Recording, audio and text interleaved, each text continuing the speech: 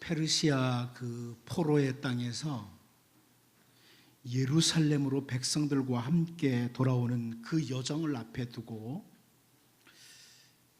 에스라가 아하와 강가에서 드린 기도가 있습니다. 세상을 다스리시는 하나님 앞에 기도를 드립니다. 에스라 8장 21절 말씀인데요. 그때 내가 아하와 강가에서 금식을 선포하고 우리 하나님 앞에서 스스로 겸비하여 우리와 우리 어린아이와 모든 소유를 위하여 평탄한 길을 그에게 간구하였으니 그럽니다. 잠깐 살다가는 인생의 길인데요, 그 인생의 시간에 모든 일들이 순조롭게 풀리고 평탄한 길을 원하는 것, 이것은 에스라뿐이 아닙니다. 세상에 살고 있는 대부분의 사람들이 주어진 인생이 순탄하기를, 순조롭기를, 평탄하기를 그렇게 기대를 합니다. 에스라도 마찬가지입니다. 그 이제 포로의 땅에서 예루살렘으로 돌아오면서 하나님 평탄한 길을 주십시오. 우리에게는 어린 아이들도 있습니다. 평탄한 길을 주옵소서.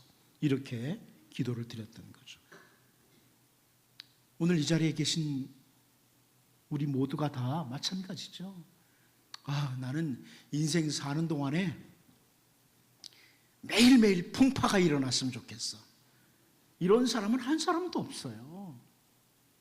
그렇죠? 인생이 순조롭게 평탄하게 이렇게 되기를 바라죠. 그런데 아마 이곳에 있는 대부분의 사람들은 지금까지 인생을 살아오면서 언제나 순탄하고 평탄한 그런 길만 있었느냐? 그렇지 않고 정말 종종, 아니 어떤 사람은 참 많이 역경의 시간, 고난의 때를 지나야 왔고, 혹은 우리들 가운데 어떤 이들은 지금 고난의 때를 지나고 있는 사람들도 있습니다. 우리가 이 역경이라는 단어, 고난이라는 단어를 생각을 하면 이 성경에 나오는 욥과 같이 고난을 당한 사람이 있을까? 이런 생각을 당장 합니다. 고난의 대명사 욥 이렇게 말하지도 않습니까?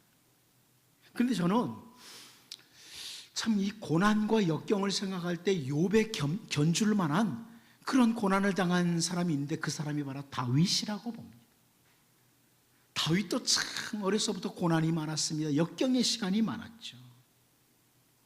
다윗에게 찾아온 그 역경의 시간 가운데 한 번은요, 이런 고백을 할 수밖에 없었어요. 시편 31편 9절을 보면 여호와여, 내가 고통 중에 있사오니 내게 은혜를 베푸소서.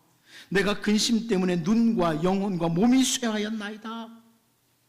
이렇게 기도를 드릴 수밖에 없는 이런 상황을 맞이했습니다. 자기의 모든 것이 다 소멸되는 것 같은 상황, 이런 상황을 맞이했다는 겁니다. 그 상황에 대해서 다윗은 이어서 시편 31편 10절 다음 절에 보면 내 일생을 슬픔으로 보내며 나의 연수를 탄식으로 보내며 내 기력이 나의 죄악 때문에 약해지며 나의 뼈가 쇠하도소이다. 이렇게 표현합니다. 다윗에게 주어진 그 생에 너무나 많은 날들이 슬픔과 탄식의 시간이다. 역경으로 그 시간을 보내면서, 역경의 시간을 보내면서 아픔의 고백을 드리고 있는 겁니다. 그리고 그 역경의 시간, 고난의 시간에 자기 실상을 바라보니까, 자기를 바라보니까 어떤 모습이냐? 시편 31편 12절에서요. 내가 잊어버린 바 됨이 죽은 자를 마음에 두지 아니함 같고 깨진 그릇과 같으니이다. 이렇게 설명을 합니다. 아무리 가까이 있던 사람도요, 죽음을 맞이하면 시간의 흐름과 함께 잊혀져요. 저는 이것이 하나님이 주시는 또 하나의 은혜라고 생각해요. 늘 죽은 사람 생각하면 못 살잖아요. 그래서 망각의 은혜를, 잊혀지는 은혜를 주셔요. 그런데 이 다윗이 그러는 거예요. 나라는 존재가 꼭 잊혀진 존재 같아요. 죽은 자와 같이 잊혀진 존재가 됐습니다. 사람들이 나를 기억을 안 합니다. 과거에 내가 잘 나갈 때, 괜찮을 때는 그렇게 다윗 하더니 지금 나를 기억도 안 합니다. 이런 말을 하는 거죠. 잊어버린 존재가 됐다. 그리고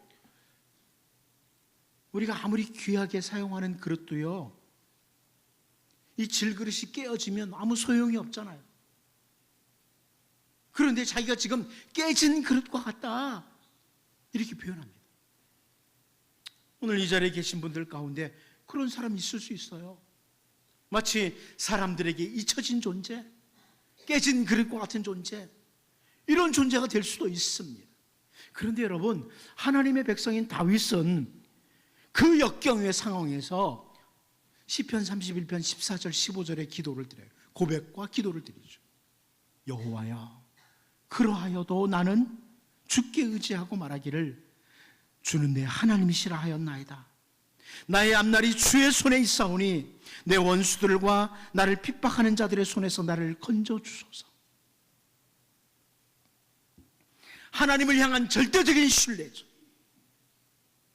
하나님의 일하시는 손, 그 일하시는 손에 대한 기대가 담긴 고백이고 기도예요. 하나님, 아무리 그래도 내가 잊혀진 존재와 같고 깨진 그릇과 같아도 그래도 나는 하나님 의지합니다. 이런 다윗입니다. 역경의 상황을 맞이할 때 하나님의 백성들이 가져야 될 올바른 자세를 다윗이 이렇게 잘 보여주고 있습니다.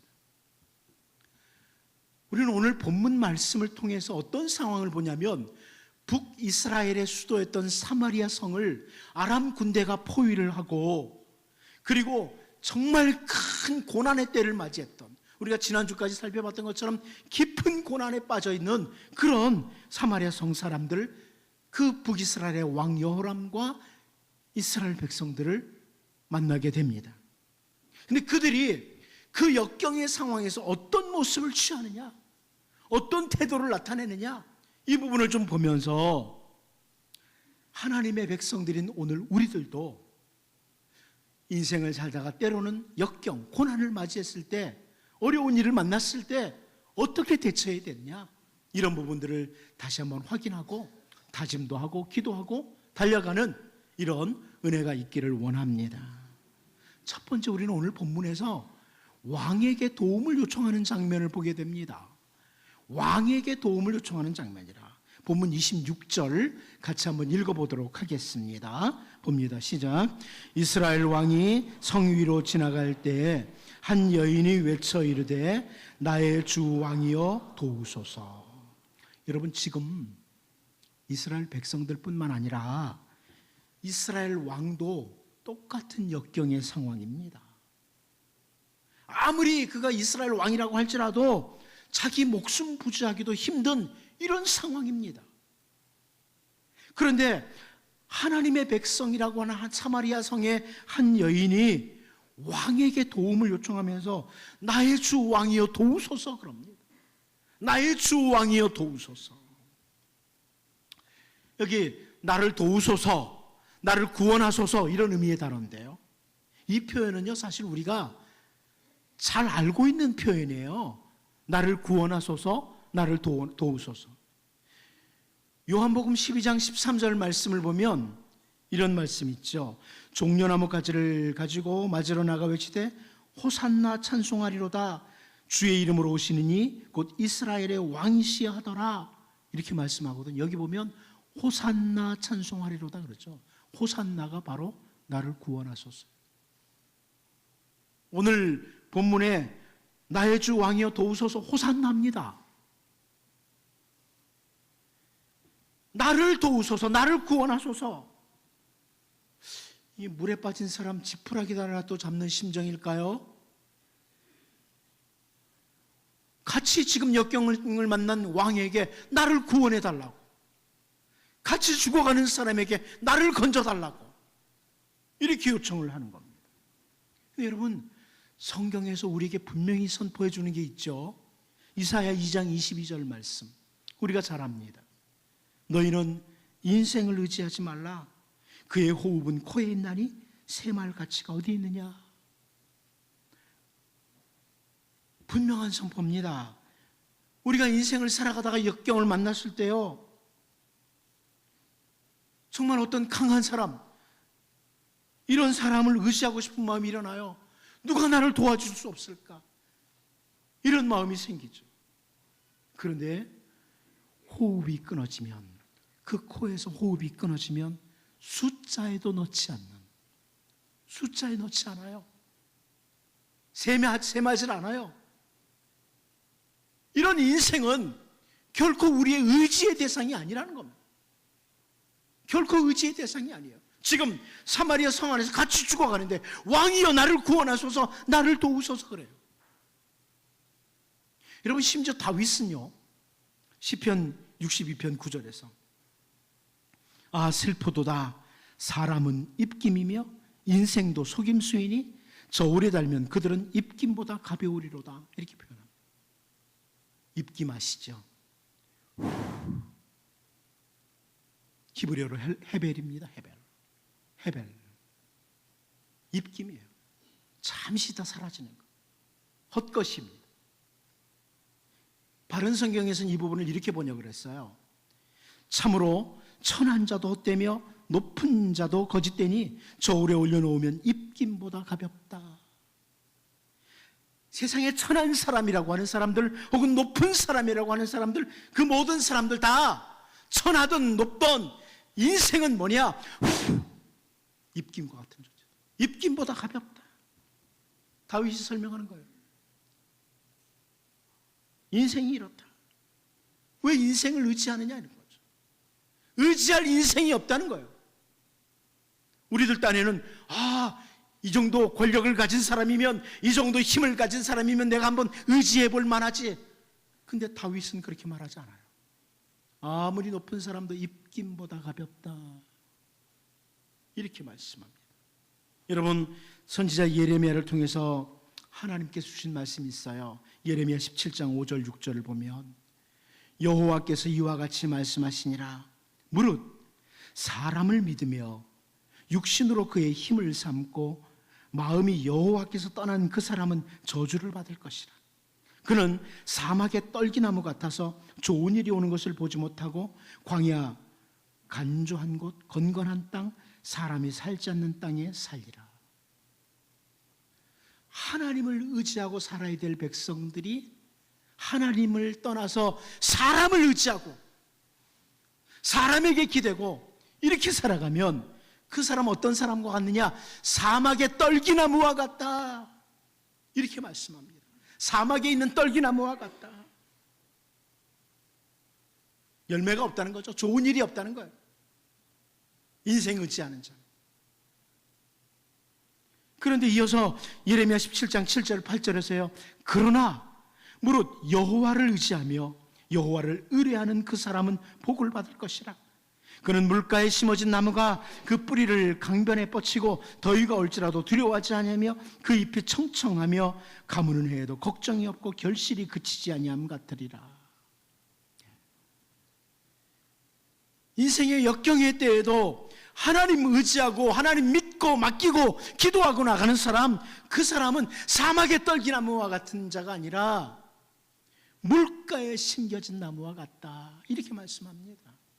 우리나라야 웬만한 곳에 나무 심어도 다 이렇게 잘 자라지만 중동 지역에 가면 이 건건한 땅, 이 메마른 땅과 물가와 전혀 다릅니다. 물가에 심겨진 나무는 청청해요. 열매를 맺습니다. 이렇게 설명을 합니다. 인생을 살다가 역경 맞을 수 있어요. 고난이 찾아올 수 있어요. 힘들 때 있을 수 있어요. 그때는 어떤 때라? 하나님 의지해야 될 때라. 사람에게 달려가면 사막의 떨기나무와 같다. 그러나 하나님께 달려가 하나님 앞에 엎드리고 기도하는 자, 하나님 의지하는 자는 물가에 심겨진 나무와 같다. 여러분, 아람 나라가 사마리아 성을 포위했을 때 역경을 맞이했던 사마리아 성에서 정말 전혀 도울 힘이 없는 왕에게 나의 주 왕이여 도우소서, 나를 건지소서, 이렇게 외치는 모습을 보면서 여러분, 우리는 모든 상황 가운데 어떤 상황에도 더 하나님 의지하고 기도하며 나아가는 그런 주님의 백성으로 물가에 심어진 나무와 같이 날마다 열매를 맺는 은혜가 있기를 원합니다. 두 번째로 우리는 오늘 본문에서 하나님의 이름을 언급하며라는 걸 봅니다. 여호람 왕이죠, 북이스라엘. 하나님의 이름을 언급한다. 우리 본문 27절을 같이 한번 읽어보도록 하겠습니다. 같이 봅니다. 시작. 왕이 이르되 여호와께서 너를 돕지 아니하시면 내가 무엇으로 너를 도우랴? 타작마당으로 말미암아 하겠느냐? 포도주 틀로 말미암아 하겠느냐 하니라. 지금 북이스라엘 왕 여호람 왕이 그 택한 백성을 도우시는 하나님 여호와의 이름을 딱 언급하고 있어요. 여호와께서 너를 돕지 아니하시면, 이런 표현을 합니다. 근데 여러분, 이 27절을 여호람 왕이 한 말이라고 생각하지 말고 참 가만히 읽어보면 이게 정말 하나님을 절대적으로 의지하고 있으면서 하는 표현이라면 정말 믿음 좋은 왕의 표현이에요. 가만히 보면 아주 믿음 좋은 왕의 표현으로 보여요. 그런데 우리가 이 본문의 전후 문맥을 가만히 보면 북이스라엘의 여호람 왕은 지금 습관적으로 하나님의 이름을 언급하는 거죠. 아니, 본문을 자세히 읽어가다 보면 오히려 조롱과 조소의 뉘앙스가 더 커요. 진정으로 그 모든 역경 가운데 여호와 하나님이 도우시는 분이라, 하나님께서 돕지 아니하시며, 이렇게 말한다면, 도무지 그 역경을 극복할 방법이 하나님밖에 없다고 믿는다면 자기 자신부터 온 성 안에 있는, 사마리아 성 안에 있는 백성들이 함께 하나님 앞에 기도하는 자리로 나가야죠. 그 모습을 누가 보였어요? 여호사밧 왕이 보였습니다. 모압 사람, 암몬 사람, 마온 사람들이 연합군이 돼서 공격하여 왔을 때 여호사밧은 어떻게 해요? 하나님밖에 도울 수가 없다, 이것을 믿고 있으니까 자기도 기도하러 나가고 백성들도 기도하라고 합니다.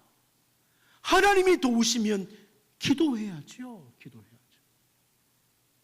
그런데 이 여호람은 단순히 이스라엘에서 태어났고 이스라엘 경내에 살고 있고 이스라엘의 왕이 되었으므로 하나님 이름 언급하는 것뿐이에요. 지금까지 하나님 이름을 알고 있으니까 하나님 이름을 언급할 것뿐이에요. 여호와께서 너를 돕지 아니하시면 그냥 하나님 이름만 언급하는 거예요. 여러분, 이사야 1장 11절 12절을 보면 여호와께서 말씀하시되 너희의 무수한 재물이 내게 무엇이 유익하뇨? 나는 순양의 번제와 살찐 짐승의 기름에 배불렀고 나는 수송아지나 어린 양이나 순염소의 피를 기뻐하지 아니하노라. 너희가 내 앞에 보이러 오니 이것을 누가 너희에게 요구하였느냐? 내 마당만 밟을 뿐이니라. 이렇게 말씀하고 있는 것을 우리가 잘 알고 있습니다. 이스라엘 백성들이기에 재물을 가지고 예루살렘 성전에 오는 겁니다. 이스라엘의 제사장이기에 번제를 드리고 화목제를 드리고 속죄제를 드립니다. 그런데 하나님께서는 너희는 지금 내 마당만 밟고 있다, 이렇게 말씀하세요. 마당만 밟고 있다. 빈 껍데기라는 거죠. 껍데기만 붙들고 있다는 거죠. 이런 예를 들어볼까요? 자녀들이 부모님께 어머니 아버지라고 불러요. 그런데 여러분 자녀들이 부모님을 대하는 자세가 부모님을 귀찮은 존재 혹은 하찮은 존재 이렇게 여긴다면 입으로 어머니 아버지 아무리 해도 자녀로서 결코 옳지 않은 태도 아닙니까? 그것은 오히려 조롱과 조소예요. 그래서 하나님께서는 말라기 1장 6절에서요 내 이름을 멸시하는 제사장들아, 나 만군의 여호와가 너희에게 이르기를 아들은 그 아버지를 종은 그 주인을 공경하나니 내가 아버지일진데 나를 공경함이 어디 있느냐? 내가 주인일진데 나를 두려워함이 어디 있느냐 하나 너희는 이르기를 우리가 어떻게 주 이름을 멸시하였나이까 하는도다. 이렇게 지적을 합니다. 공경함이 없는 자녀, 공경함이 없는 주의 백성은 하나님의 이름을 멸시하는 것이라고 지적하는 겁니다. 여러분, 정직하게 우리를 돌아봐야 돼요. 우린 주일이 돼서 이렇게 예배하러 나왔습니다. 근데 혹시 여호람처럼 그저 이름만 부르는 주의 이름만 부르는 자는 아니시. 그냥 단순히 습관적으로 주여 주여 이렇게 하는 자는 아니지, 정직하게 돌아봐야 돼. 오늘날 그리스도인들 가운데 입에 진짜 습관처럼 주여가 붙은 사람이 있어요. 하나님 전혀 생각 안 하면서도 에이구 주여, 이런 사람들이 얼마나 많습니까? 우리 주 예수님께서 직접 그 부분을 언급하신 걸 우리가 잘 알잖아요. 마태복음 7장 21절에서 나더러 주여 주여 하는 자마다 다 천국에 들어갈 것이 아니요 다만 하늘에 계신 내 아버지의 뜻대로 행하는 자라야 들어가리라, 이렇게 말씀하셨습니다.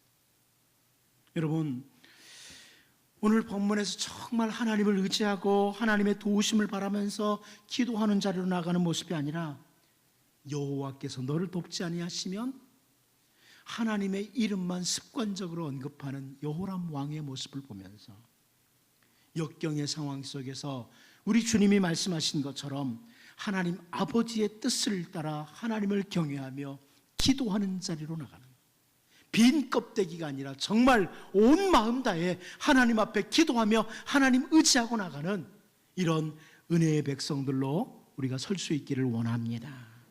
마지막 한 가지 더 봅니다. 하나님의 주권을 인정하는 것 같지만, 이 여호람이 하나님의 주권을 인정하는 것 같은 표현입니다. 본문 27절 다시 한번 읽어봅니다. 시작. 왕이 이르되 여호와께서 너를 돕지 아니하시면 내가 무엇으로 너를 도우랴? 타작마당으로 말미암아 하겠느냐? 포도주 틀로 말미암아 하겠느냐 하니라. 여러분, 이 북이스라엘 왕의 여호람의 표현을 보면 이게 올바른 신앙의 자세를 가진 사람의 표현이라면 이런 뜻이죠. 역경의 상황을 주신 분도 우리 하나님, 우리에게 고난을 허용하신 분도 하나님이시다, 이렇게 되면서 하나님의 주권을 인정하는 표현이죠. 이 모든 어려움을 주신 분 우리 하나님이신데, 하나님이 허용하셨는데, 이렇게 말이죠.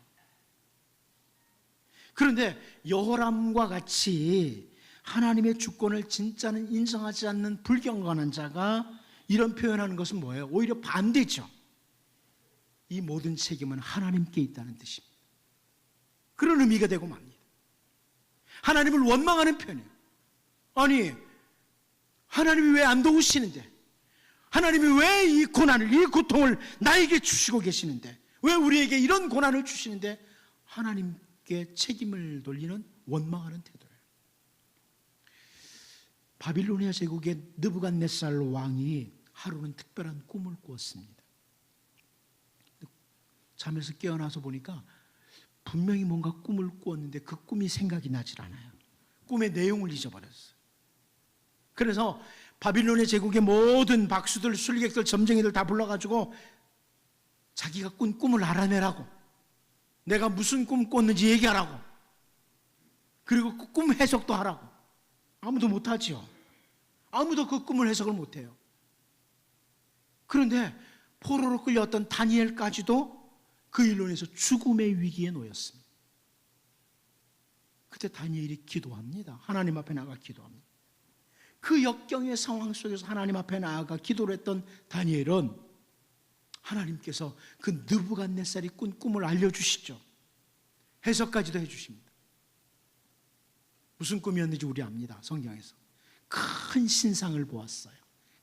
큰 신상을 보았습니다. 앞으로 일어날 일을 보여주는 꿈이었어요.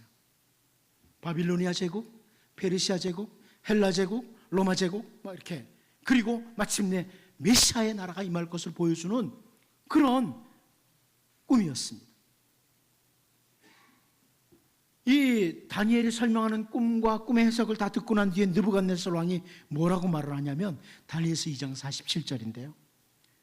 왕이 대답하여 다니엘에게 이르되 너희 하나님은 참으로 모든 신들의 신이시오 모든 왕의 주제시로다. 네가 능히 이 은밀한 것을 나타내었으니 네 하나님은 또 은밀한 것을 나타내시는 이시로다. 이렇게 말을 합니다.